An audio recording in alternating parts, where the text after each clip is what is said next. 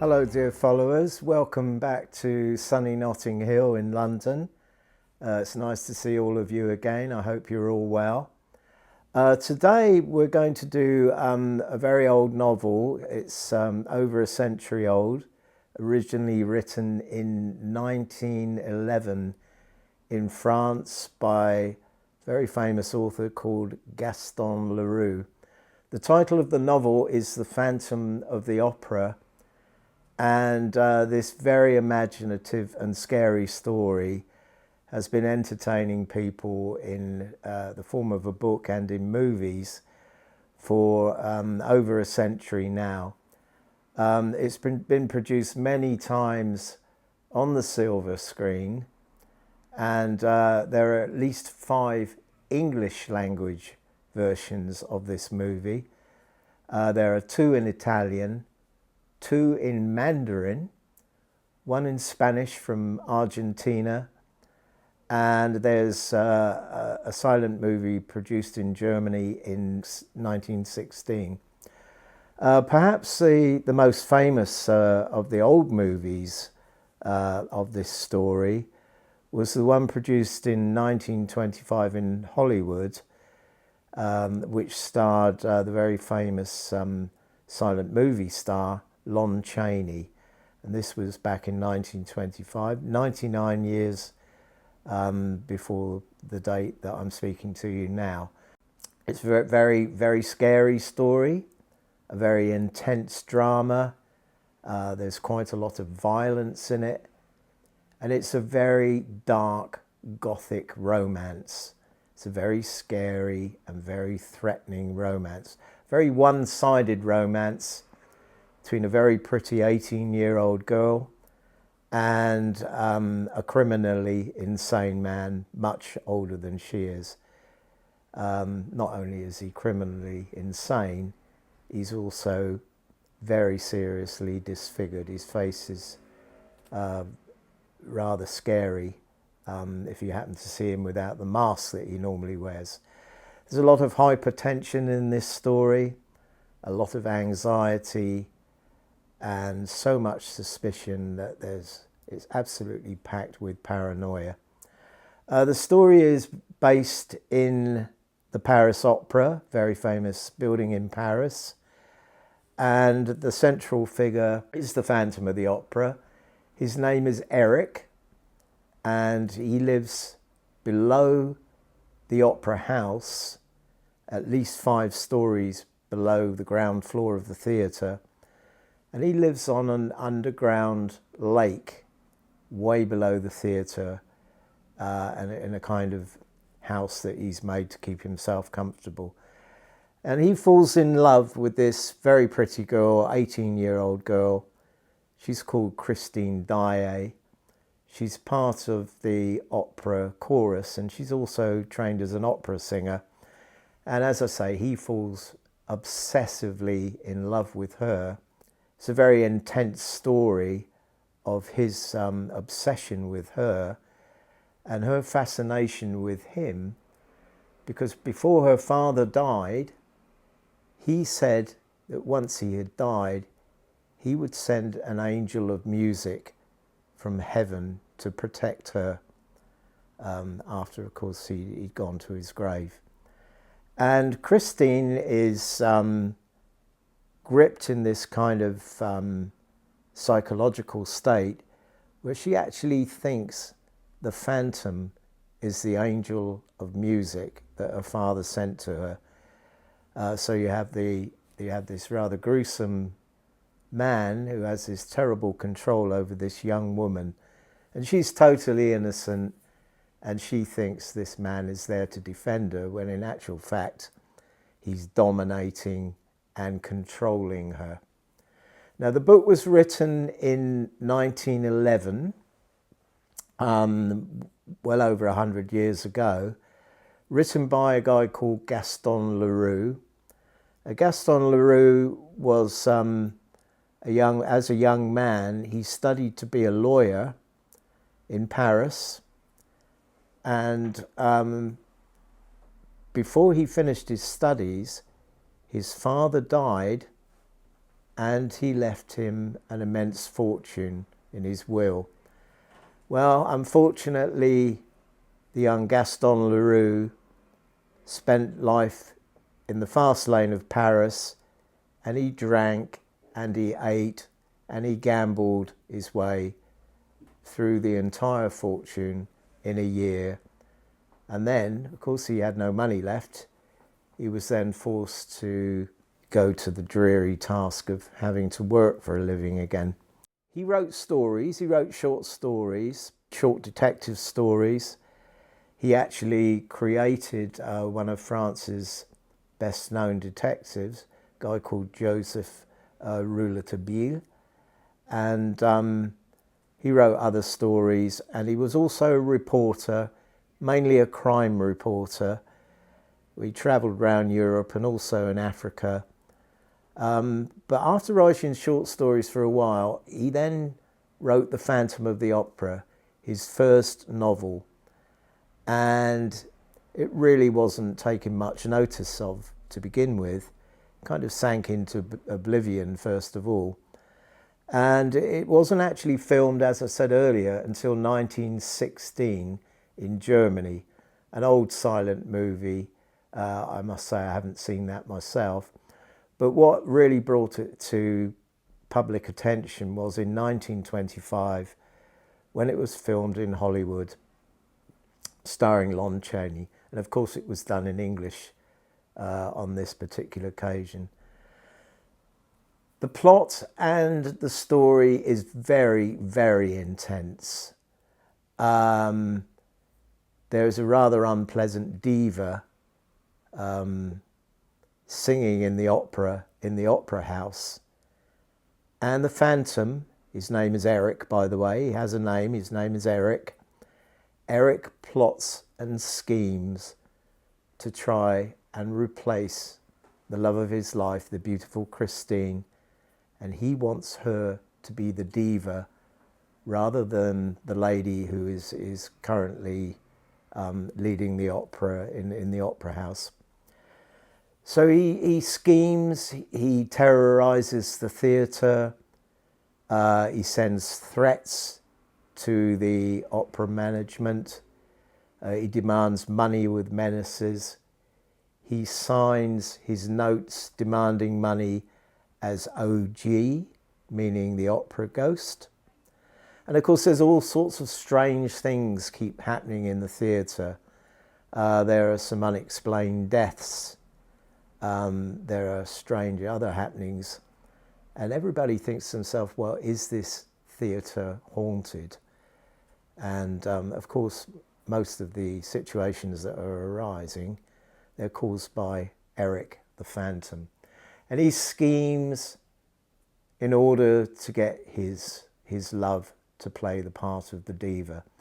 At one point, he daringly abducts Christine from the stage while she's performing. He swings down and picks her up, and he abducts her, and he takes her way, way down below the surface of the theatre, and he takes her onto his house on the underground lake, miles and miles from the surface of the theatre. I think before we continue to tell the story, we need to understand a little bit about the theatre. It's the biggest theatre in the world, although it doesn't have the greatest seating capacity. It has 17 floors, 5 of which are underground. It covers 2.75 acres. Has 2,500 doors, stairways, corridors, lifts, ladders and chutes. It even has a stable for horses. The equipment on the stage is capable of lifting a set weighing 10 million kilograms altogether. But the most peculiar part of this magnificent building is the underground lake and the house where Eric the Phantom lives, unbeknown to the management, the people in the cast, and most of all to Christine Daae, unbeknown to her, of course, until she's abducted and taken there. Now, the Phantom is absolutely obsessed with her. He will do anything to try and get his own way with her. He says he loves her, but it's not kind of a normal sweet love. He tries to control her. He absolutely is obsessed, and he wants to possess her. One-way relationship. Her side of the relationship, as I said, she thinks he's the angel, so in a way he's getting away with it because she thinks that. Now, the Phantom, he has opposition for the girl's affections. Christine's only 18, but she has a boyfriend who is 20, a young aristocrat called Raoul de Chagny, and their relationship is very sweet. It's full of the kind of affection of young love, two teenage people. And it's a complete contrast to the very unhealthy relationship that Christine has with the Phantom. He keeps her down on the underground lake against her wishes, and he keeps her in his house. He writes music. He writes very, very beautiful opera music. And he sits with Christine and they sing this music together. It totally enchants her. The music absolutely enchants her. She becomes totally possessed by this man with his talent and his beautiful music and his beautiful voice. Well, there comes one occasion where she actually gets to the point where she persuades him to let her go back to the surface, and she agrees to go down to see him, to sing with him voluntarily. The relationship between them becomes very, very intense. At one point, the Phantom expresses his love for her. He gets down on his knees in front of her, kisses her feet, implores her to love him, and he cries. And she more or less takes pity on him. She feels sorry for this man. After all, she thinks he's the angel defending her. So it's a very, very, very strange relationship, a very bizarre relationship compared to Christine's relationship with her young love, Raoul. Such a lot goes on in the theatre, so many strange things. And eventually, the competition between Raoul and the Phantom, Eric the Phantom, reaches such a height that Eric more or less imprisons Christine down on the underground lake. The poor boy, the poor Raoul, he doesn't know what to do. And then one day along comes a guy called, just known in the book as the Persian, and he was an old friend of Eric. He met him in the, I think he met him in places like Iran, and in India. And he became friends, and he guided Eric and he helped him. And the Persian offers to help Raoul rescue Christine from the clutches of the Phantom. The Phantom reacts very, very violently. He tries to kill Raoul. He tries to kill the Persian. He threatens to blow up the theatre. He threatens to do all kinds of things, murders. He will do anything to keep this beautiful young woman in his power. He's gone completely over the top by this time. He's criminally insane, and he's literally gone right over the top. And he will do anything for the passion of this young woman. He captures Raoul. He tries to kill the Persian. As I said, he captures Raoul. He keeps him in a dungeon way below the theatre. And he says to Christine, "Will you marry me? I want you to marry me. If you do not marry me, I will kill your lover, or I will blow up the theatre. I will kill everybody. I will completely destroy the theatre if you do not agree to marry me.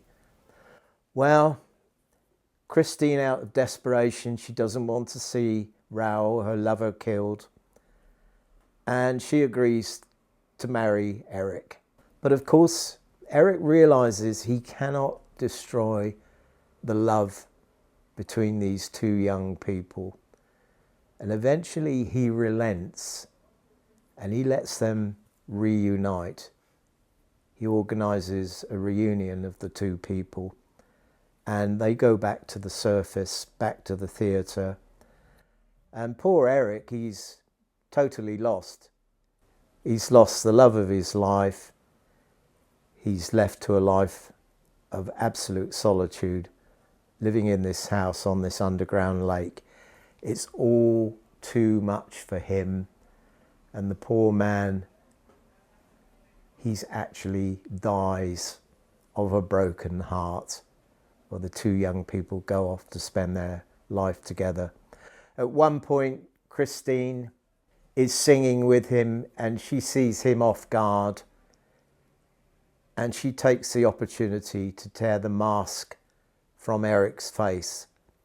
And by so doing, she exposes the grotesquerie and the disfigurement of his face, something nobody can bear to look at.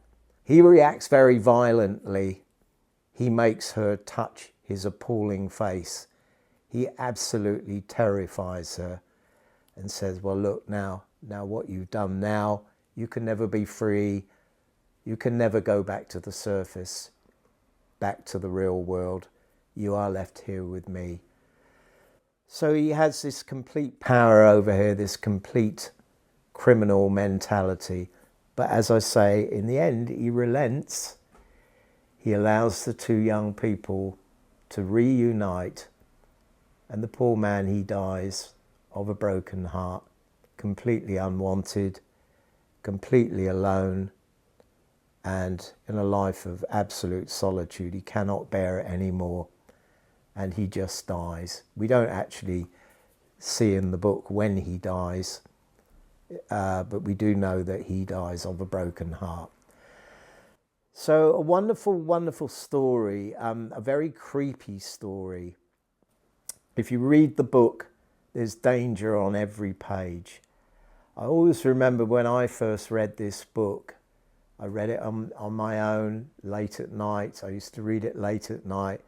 It was dark, and the book is so creepy that you feel like you're sat in the room and somehow he's watching you.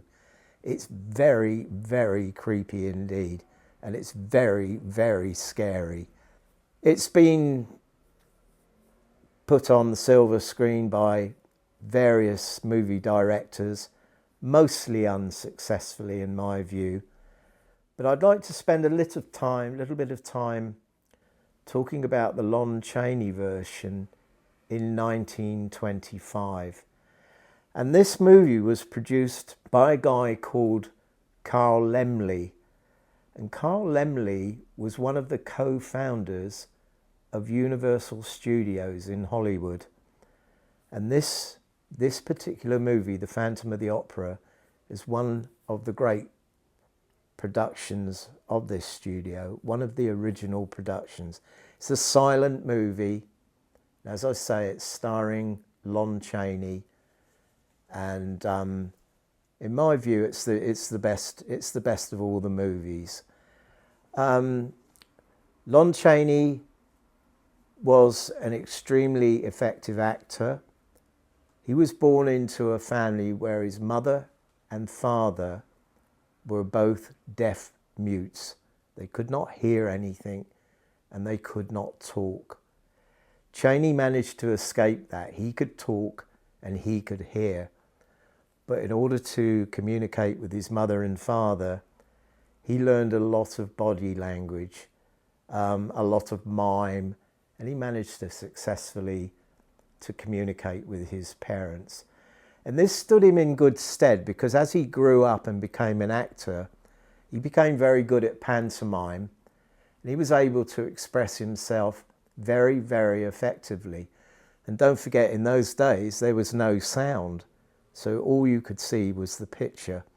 So he was the perfect guy to actually appear as the Phantom and to be able to express himself without the audience actually hearing him. The other thing about Chaney was, back in those old days, they didn't have such a species as makeup artists, and actors had to put on their own pencil, paint and powder. They had to do their own makeup. Now, Chaney became very, very good at it. He became so effective, that he became known as the man of 1,000 faces. And he was very, very adept at producing sinister, rather creepy characters. Not only did he produce the Phantom, but he also did Quasimodo, the Hunchback of Notre Dame, another great Gothic dark romance, another French story actually, by a guy called Alexandre Dumas. So he was very effective at producing frightening, sinister faces. During his career, which overlapped into what they called the talkies, so the silent movies came to an end as they produced movies where you could actually hear them talking. He actually produced about 100 movies, most of which unfortunately are lost. And he also died at a relatively young age. He died at the age of 37. But for me, the triumph of his career is his rendition of Eric the Phantom. And as you can see right next to me here, I have my copy of the movie, and you can see Chaney in all his glory with his makeup on. Very, very scary. And during the movie, when Christine pulls his mask off, and remember in those days, people weren't used to going to the cinema and looking at frightening, horrible faces. And when they first put this movie into the cinemas, it was said that when he was unmasked, women in the audience actually fainted, where it was so scary. And well, you can see for yourself, he's not a pretty sight, is he? So I'd like to recommend this movie. It's not easy to follow. It's very old. It has a lot of kind of red tint in it where it's been remastered. And if you're lucky enough to have a shop near you, you can buy the movie, or you can actually watch it on YouTube as well. But a wonderful, wonderful story. It has a slightly different end to the book. In the book, as I said, Eric dies of a broken heart. Now in the movie, the workers of the theatre, they chase Eric. They chase him through the theatre, through the underground lake, and he races out the theatre to escape the mob. Eventually, they catch up with him, they beat him, and they throw him in the River Seine. So it's a slightly different end to the story, but most of the movie follows the story exactly. So this is for my money the best of all the movies of this story, and one of my favourite Gothic novels. And so, dear followers, I hope you enjoyed our little trip to the Paris Opera today. Just to conclude, I'd like to say I highly recommend that you read the book. It's creepy, it's scary, you will not forget it. Please don't read it before you go to bed, because you will not be able to go to sleep. But I highly recommend that you go and buy this book. It's still in print. You can get it in a good bookshop, or you can buy it online. And I hope you enjoy it as much as I have over the years. So, dear followers, I'd like to thank you for listening to this wonderful story about this dreadfully, horribly disfigured man and the very beautiful young woman. I hope you enjoy the book. I hope you enjoy the movie. And I look forward to seeing all of you again the next time for our next subject. I hope you enjoy your life. I hope you enjoy reading and watching movies. And in the meantime, before I see you again, take care.